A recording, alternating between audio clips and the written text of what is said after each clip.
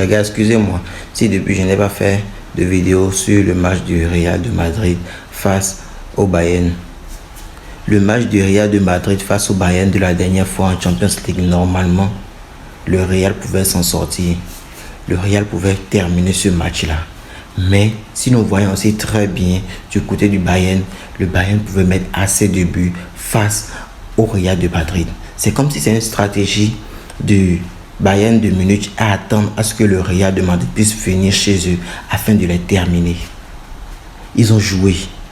Le Bayern a joué. Le Bayern a trouvé énormément d'occasions.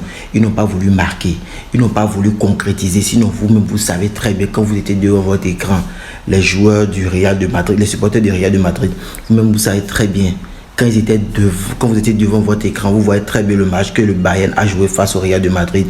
Ils étaient totalement pris du dépourvu. Les joueurs madrilènes étaient pris du dépourvu. Michael Olise, Harry Kane. Les gars là sont des monstres. Ils sont des monstres en Champions League. Même le grand Real de Madrid n'a pu rien faire face à cette équipe du Bayern. Normalement, si c'est que vous avez fait tout possible, vous avez fait match nul, nous savons très bien que vous allez vous rattraper à Bayern. Mais ce sera difficile. Ce sera difficile pour vous de revenir face à Bayern. Bayern encore à domicile, à Munich. Est-ce que vous pourriez le faire? Est-ce que le Real de Madrid pourra s'en sortir?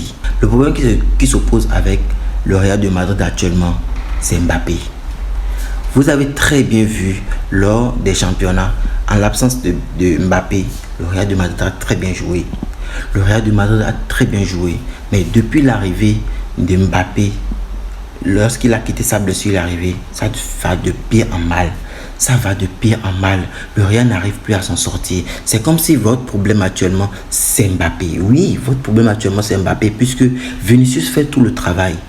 Vinicius, Valverde, ils font tout le travail. Adagula, ils font tout le travail. On lui dit simplement, reste là où tu peux rester pour recevoir la balle, pour pouvoir marquer.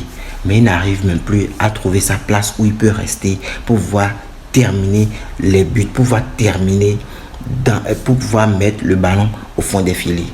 Il n'arrive pas, il se déplace, il vient même sur la ligne de Vinicius. Avec ça, comment Vinicius peut jouer et pour te donner la passe pour que toi tu puisses marquer. Il a mis votre jeu dans le brouillon. Il met votre jeu toujours dans le brouillon. Quand il rentre, ça devient tellement compliqué pour vous. Vous n'arrivez plus à marquer, vous n'arrivez plus à vous en sortir. Votre jeu devient tellement brouillon. Quand Mbappé est dans le match, moi, j'aurais préféré même que vous le mettiez à côté carrément. Mais vous ne pouvez pas parce que vous l'avez payé cher. Vous l'avez payé cher.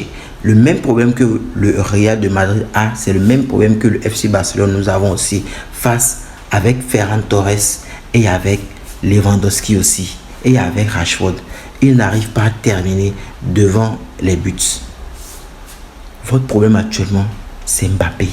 C'est Mbappé qui est en train de tuer votre jeu. Sinon, le Real de Madrid joue très bien.